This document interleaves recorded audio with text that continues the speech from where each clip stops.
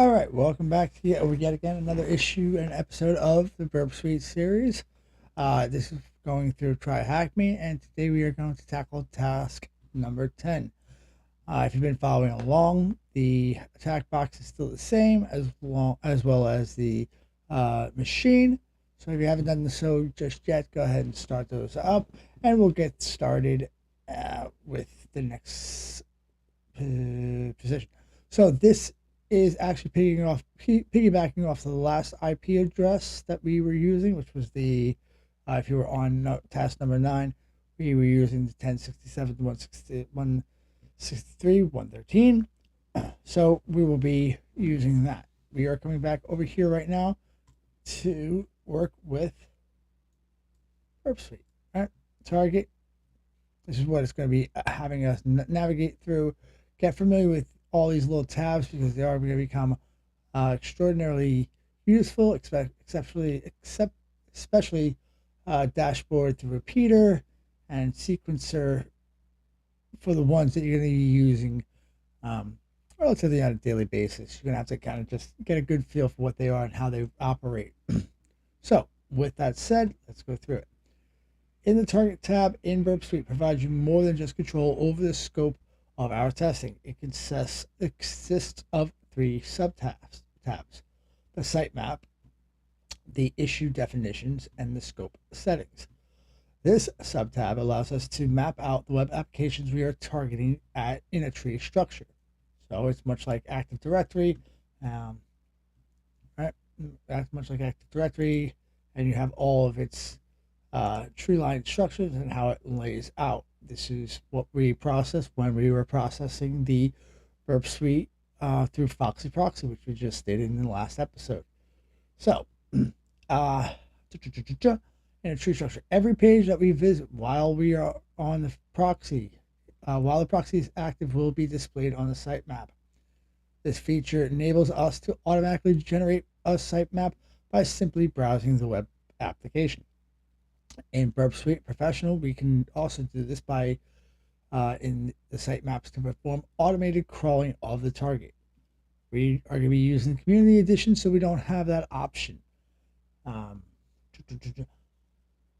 Exploring links between the pages and mapping out as much of the site as possible. Even with BurpSuite Community Edition, we can still utilize the sitemap to accumulate data during our initial enumeration steps, and it is particularly useful for mapping out APIs, as any API endpoint accessed by the web application can be captured in the sitemap. Extraordinarily useful and extraordinarily needed. So you can see as you manipulate down through here all the subfolders that are in here and what is obtained as we go through. For information that's not obtained, you can see that it's hollowed out, and for information that is obtained, you can see that it is processed. So if you were to redirect into a page, so you would have 167.173.113, and the about, you would have, this root file, asset, all these files, JS, and so forth and so forth. Products would have nothing.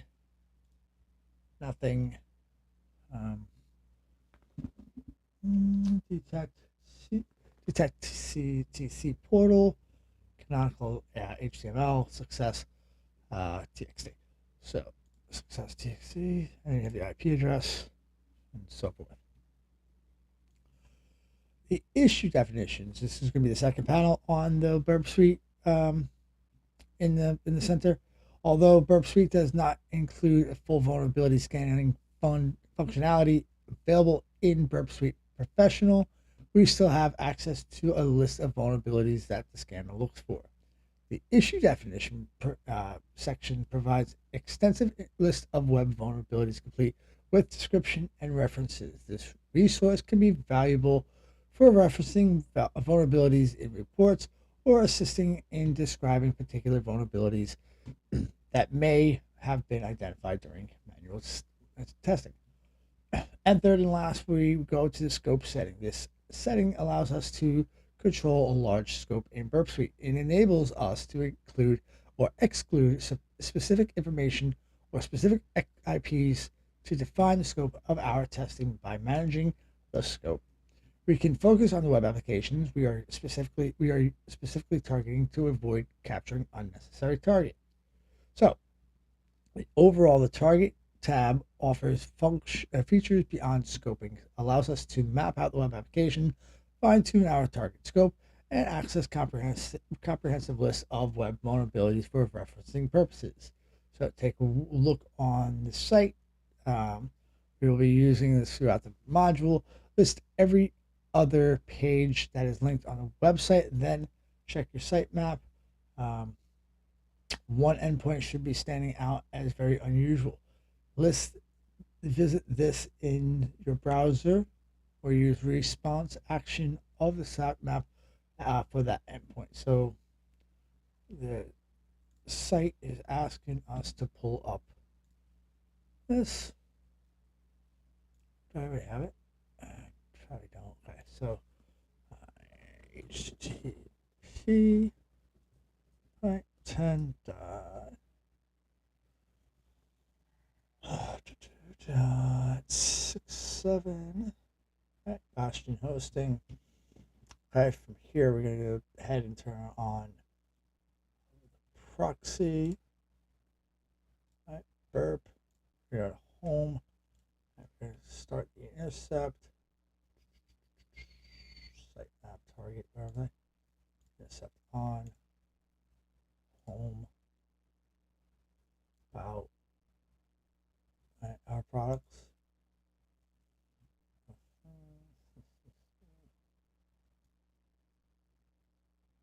Secure servers in-house. You know what? Before we do this, we can see all this information is coming out. We can see this is all going to be saved in our target and sitemap scope and the base use definitions. But what I want to do right now, real quickly, I want to turn off the interceptor because I want to see what is the baseline of the website. All right. So when we go to about, what's going to come up, what's going to happen when we go to our mission, THT, meet the execs, all these people, contact, get rich, we'd love to hear touch you, support. Okay, so all these are going to be should be coming back with information as we run this through our proxy. So home, our products. All right, so we will be basically recording and getting the information as it goes through. So target about one about. We're going to be looking through all of this. You can see how these about page changes. 9. All right, we're just going to simply go through all of this, and somewhere in all of this, we're going to come through and find information that we are going to need to answer that flag. We're actually basically looking for the flag at this point. All right. And we are evaluating all of the. So this is the request. This is what's going to be sent to the server saying that we want to get this information. It's going to be the response from the server. Right? And we could just kind of go through it and start really getting familiar with both the request and the response attributes, as well as moving through the system. HTTP ticket, email filtering, right? But we're really kind of just going through and we're looking for anything that would say the THM. Make sure that we got this going on just correctly. This file is intentionally blank. Contact. All right. Contact us.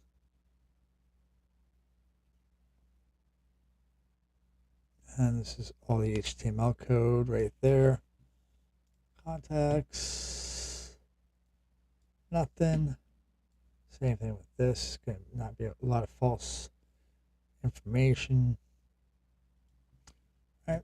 Products. You're going to see all the information that's going to be stuck here. Ticket. And all this.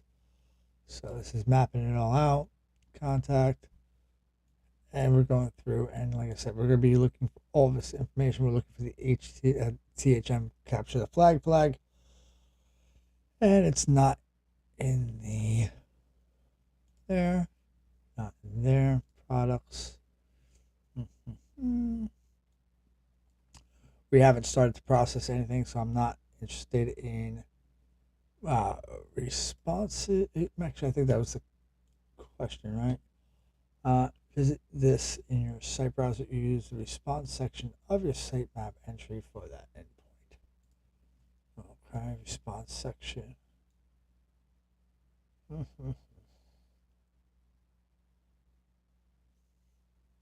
Again, this is all just the code that is going through, and you should be going at least looking through this stuff to see how the websites interact with each other. One, products, two,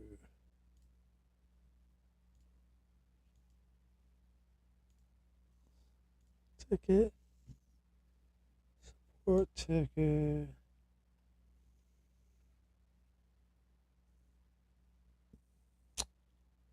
Okay.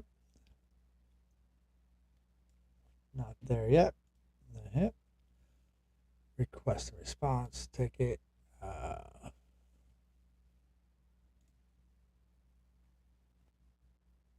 Success txt. That's just the server response. Server response.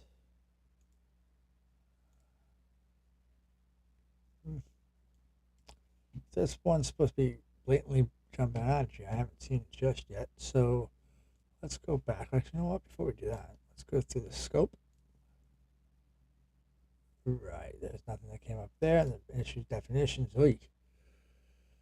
Wow. Okay, so all this is information. These are the known vulnerabilities that would be coming through. Yeah, update on next restart. We don't need you there. And these are all things that the BurpSuite proxy is flagging as a potential vulnerability. So while none of this is what we're going to be testing, this is something you can definitely use within your pen test to see and understand some of the things that you will be looking for. So we're going to go over here and turn burps back on, and we're going to go to the interceptor and make sure that we didn't get anything that we didn't get. So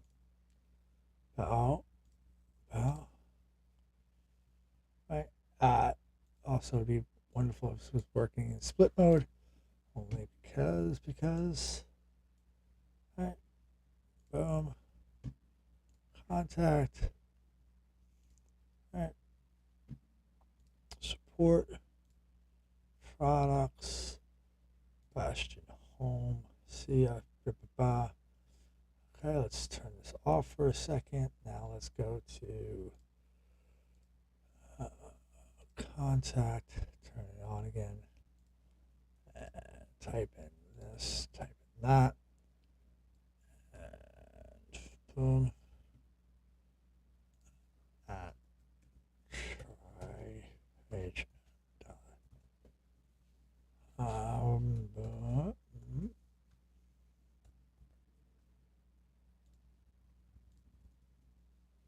Okay. All right, so we have the information that came through on our BurpSuite post. All right, and let's see what we didn't catch after visiting the unusual endpoint. Well, which one is the unusual endpoint? That's something we have to kind of go through. So, visiting the unusual endpoint. One endpoint should stand up to you being very unusual. So, we are going to turn it off once again. Come back to the target. Unusual endpoint. Well, none of these are endpoints though. Oh, maybe that's it. Let's open this guy up a little bit more. And there you are.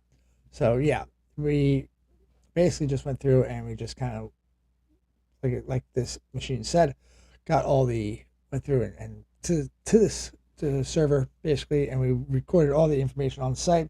And that this one right here, which is get request, the URL, which is obviously a little bit suspicious, we come here and we get this weird funky tab, right? I'm just going to copy it. Let's see if I can copy it to my clipboard. That's where you are. I grab this little guy, Control C, and we're just going to put it in there. Nope. Nope. Okay. There we go. And that's it. So, we're going to end the video there because that one just ran a little bit longer. I'm trying to break these up just so this way you have task by task. So, that was all. Catch me in the next one where we go over the BurpSuite browser. And as always, if you like what you see, like, comment, and subscribe, and stick around to the end. Yeah, and catch my other videos. And like I said, like, comment, and subscribe, but mostly comment because I really want to know how I'm doing and what I can be doing better. And as always, I'll catch you in the next one.